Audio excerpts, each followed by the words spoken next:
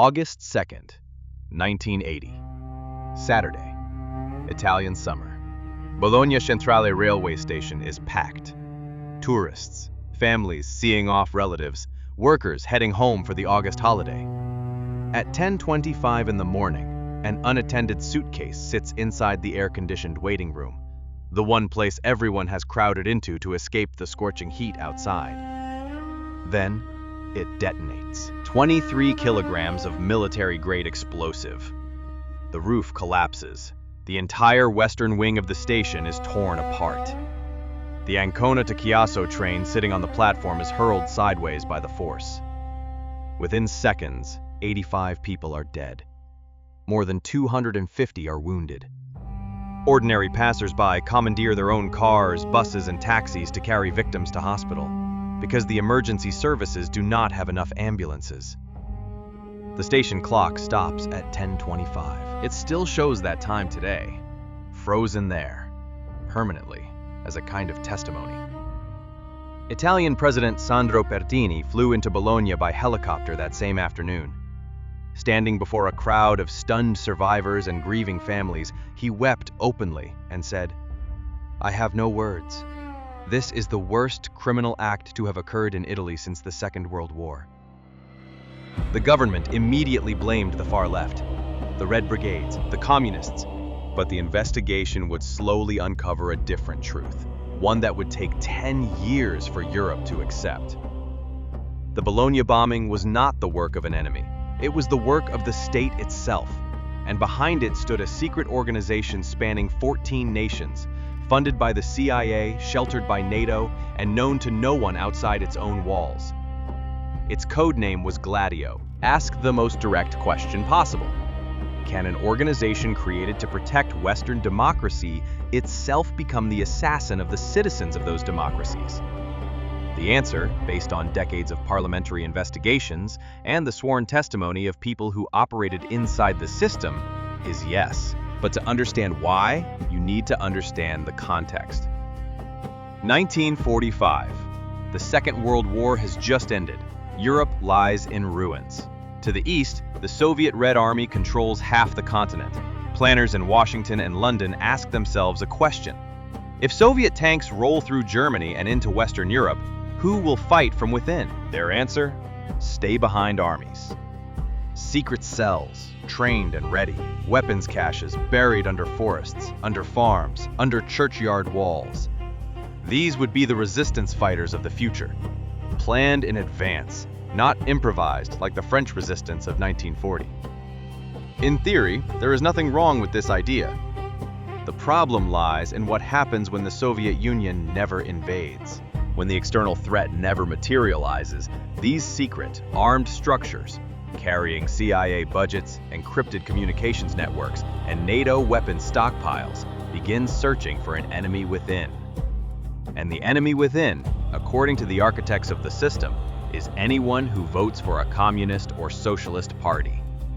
Anyone who might shift the political balance of a Western nation toward Moscow's orbit, even through a perfectly legal ballot box. This is the moment Gladio transforms from a defensive shield into an offensive weapon.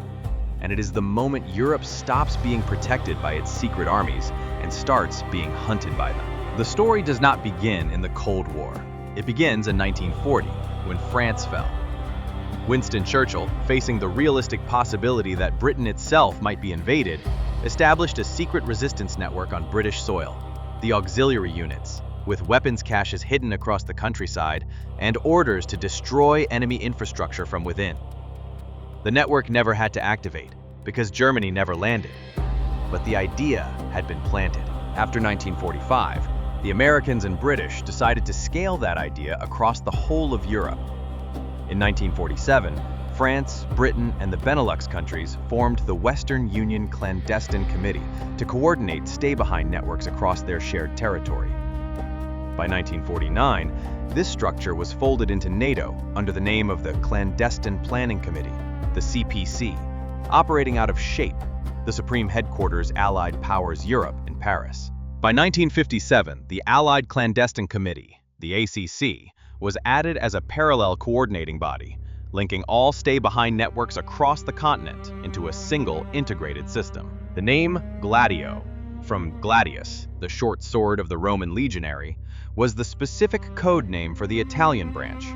But over time, that name became the common label for the entire system operating across 14 nations: Italy, Belgium, France, West Germany, the United Kingdom, the Netherlands, Luxembourg, Greece, Turkey, Norway, Denmark, and the neutral states of Sweden, Austria, and Switzerland.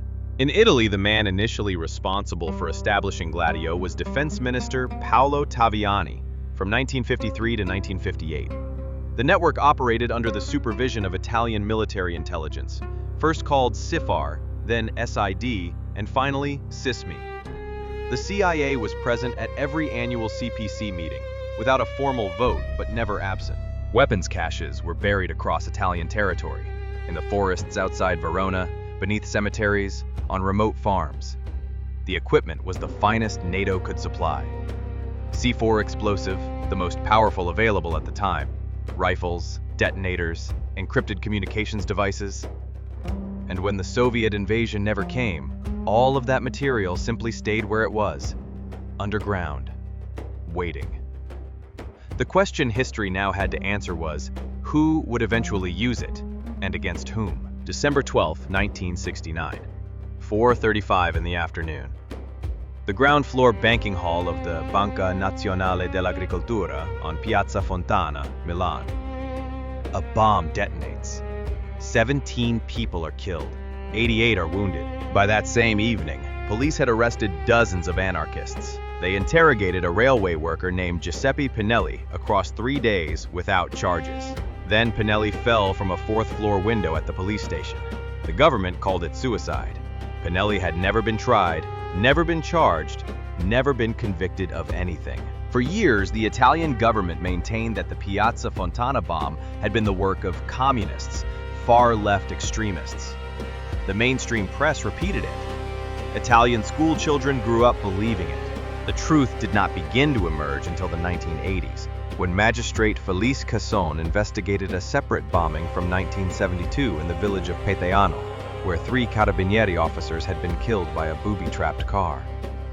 Casson discovered that the explosive used was C4, a material exclusively held by NATO, not by the Red Brigades. He also discovered that a police explosives expert, who was simultaneously a member of the neo-fascist group Ordine Nuovo, had deliberately falsified the forensic report to blame the left. The man who had planted the PD, Anno bomb, was Vincenzo Vinciguerra, a far-right militant. When he was finally caught, he confessed. But his testimony was more disturbing than his sentence. A secret structure truly exists, hidden within the state. It is a super-secret organization with its own communication network, arms caches and explosives, and trained personnel. When no Soviet invasion came, they replaced that mission with a new one, assigned by NATO, to prevent the left from shifting the political balance of the country. This was the clearest direct statement ever made about Gladio's actual purpose, not from a journalist or a theorist, but from a man who had killed people using those weapons. Magistrate Casson went on to investigate Piazza Fontana and discovered a Gladio arms cache beneath a cemetery near Verona, C4 of the same type as the Peteano bomb, and the same type as the Milan bomb of 1969. The report of the Italian Parliament, issued in the year 2000, confirmed it. American intelligence officials had been informed in advance of several right-wing bomb attacks, including the Piazza Fontana attack of 1969, but did nothing to warn the Italian authorities or to prevent the attacks. 17 people dead on Piazza Fontana. The government knew in advance and did nothing. Piazza Fontana in 1969 was only the opening act of what Italian history calls the Anni di Piombo, the years of lead. Nearly 2 decades of systematic violence in which both the far left and the far right killed, but where the violence from the right consistently operated with the covert protection of elements within the state itself. May 28, 1974, Piazza della Loggia in Brescia, a square filled with people attending an anti-fascist rally. A bomb hidden inside a rubbish bin explodes. 8 people die. 103 are wounded. 4 months later, a bomb detonates on the Italicus Express passenger train. 12 more people are killed. Both attacks would eventually be linked to neo-fascist networks operating within the same ecosystem as Gladio. Simultaneously, the far left was not idle. The Red Brigades, a genuine armed organization of the radical left, were conducting their own campaign of kidnappings and assassinations. Their most consequential act came in March 1978, when they abducted former Prime Minister Aldo Moro, holding him for 55 days before executing him. Moro had been attempting to bring the Italian Communist Party into a formal governing coalition, an arrangement that Washington had made absolutely clear it would not tolerate. Evidence emerged decades later that elements within Italian intelligence had deliberately obstructed the rescue operation. Moro died. The coalition died with him. And then, August 2nd, 1980, Bologna. 85 dead inside a train station on a summer morning.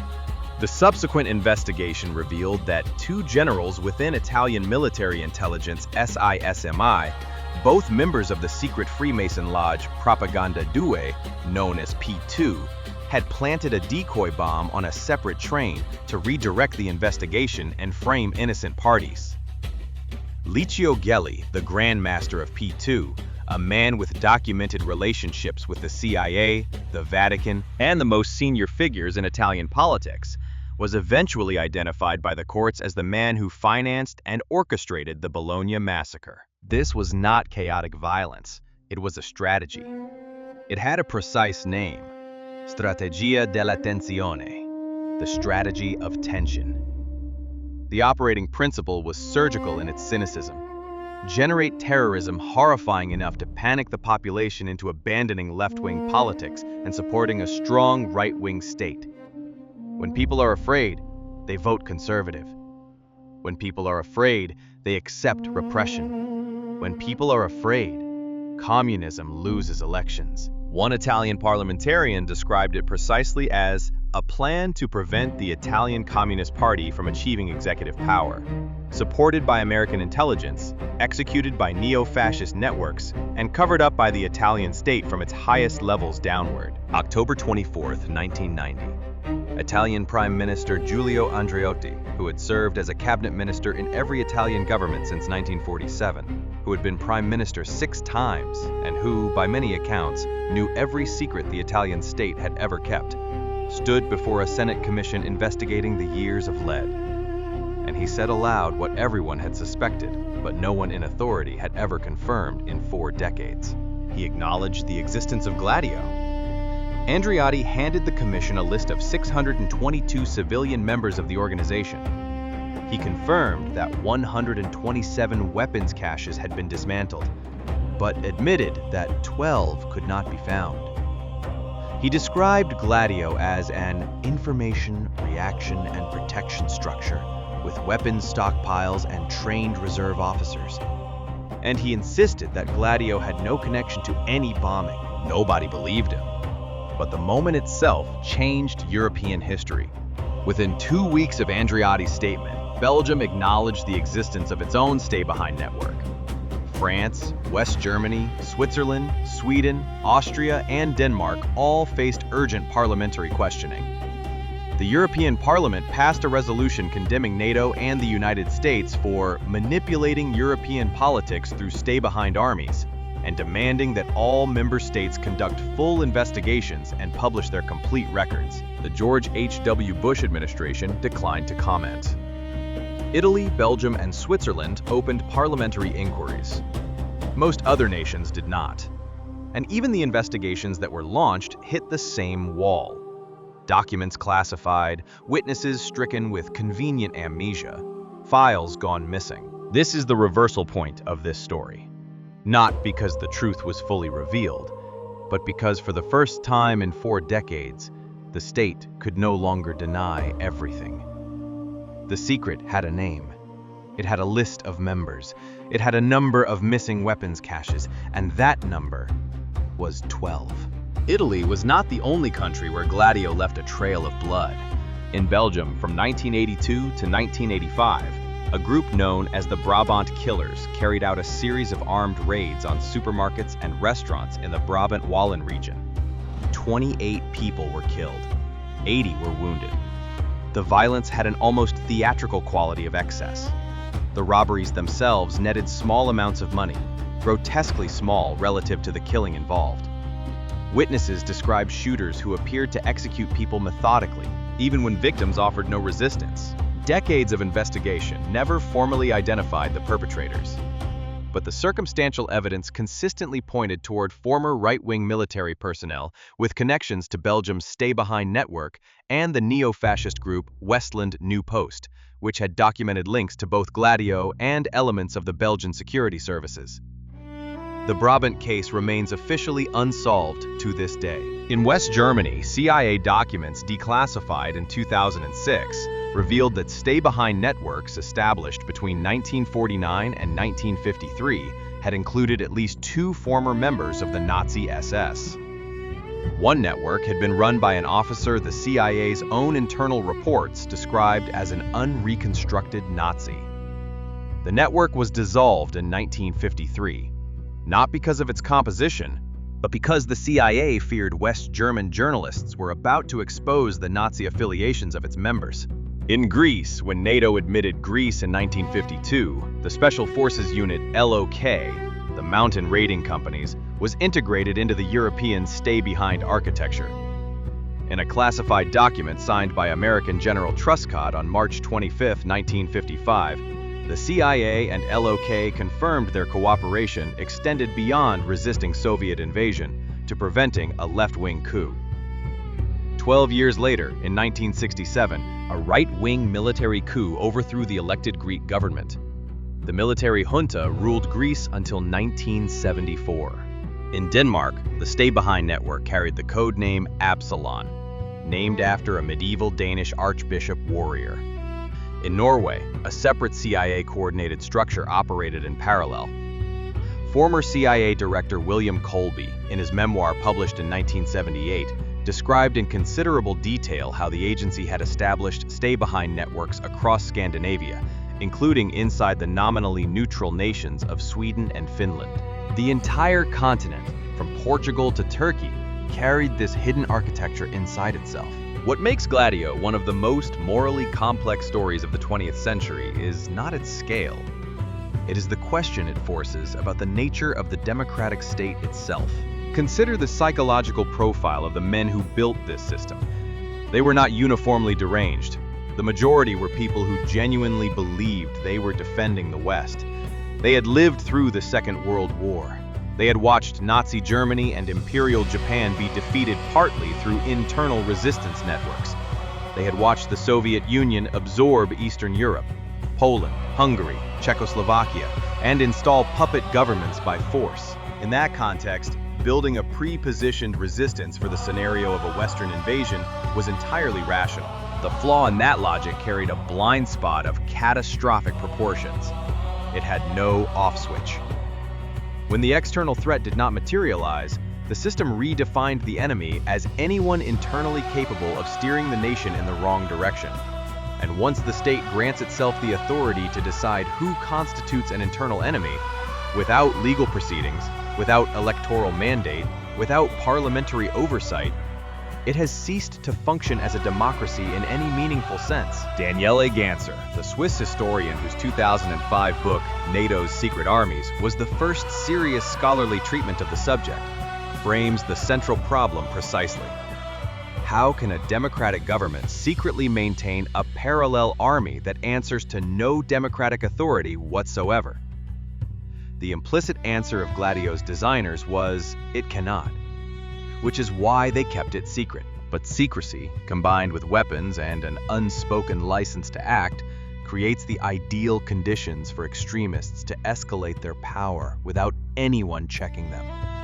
Italian magistrate Guido Salvini, after years of investigation, reached the conclusion that the role of the Americans was ambiguous, somewhere between knowing and not preventing, with the reality being that they had encouraged people to commit crimes. This was not a monolithically evil organization operating top-down with precision. This was a system that permitted evil, and then denied its own existence. The Gladio revelations permanently altered the way Italians understand their own state. The generation that grew up during the years of lead came of age knowing, in their bones, even without documentary proof, that the state could be a killer, that the press could lie on instruction, that court verdicts could be purchased, that a government minister might know in advance that 85 people were about to die in a train station and choose to do nothing. This knowledge, as painful as it is, became embedded in Italian political culture. A deep and durable skepticism toward state power, a refusal to offer automatic trust to official statements. Italian art reflected it without flinching. Dario Fo wrote Accidental Death of an Anarchist within weeks of Giuseppe Pinelli falling from that fourth-floor police window. A savage satire on how the state conceals its crimes behind bureaucratic language and plausible deniability. The play has been staged in more than 50 countries. In 1997, Fo received the Nobel Prize in Literature. In Belgium, the Brabant killings remain an open wound. The government has repeatedly extended the statute of limitations, ensuring the case can never officially expire. But as of this writing, no one has been convicted. A witness who died in 2017 testified before his death that he had recognized at least one member of the gang as a former Special Forces soldier. It was not enough to prosecute. The model did not stop at Europe's borders. The same structural logic that produced Gladio, define any inconvenient government as an internal enemy, deploy covert force to remove it, deny all knowledge, produced the CIA-backed overthrow of Guatemala's Jacobo Arbenz in 1954, and the coup against Chile's Salvador Allende in 1973. Gladio was not an anomaly. It was a chapter in a much longer book. In 2026, as you watch this video, the central questions of Operation Gladio remain unanswered in full. Not one of the 14 nations known to have hosted stay-behind networks has published its complete records. The European Parliament's 1990 resolution demanded full investigations, but it had no enforcement mechanism. The United States has never acknowledged any wrongdoing and has never permitted access to CIA documents relating to Gladio. Bologna. Licio Gelli, the P2 Grand Master whom the courts identified as the financier and instigator of the 1980 massacre, died at his villa in Arezzo in 2015, aged 96. He never served a single day in prison for that crime. Some members of the neo-fascist network NAR were convicted, then saw their sentences reduced or overturned across decades of appeals. Piazza Fontana. No one has ever been convicted for the bombing. 17 people killed and no final verdict. Decades of trials ended not in justice, but in the slow expiration of legal time limits. And the 12 weapons caches that Andreotti could not locate in 1990, they have never been found. They are still there, somewhere, beneath the soil of Europe. A secret not yet buried deep enough.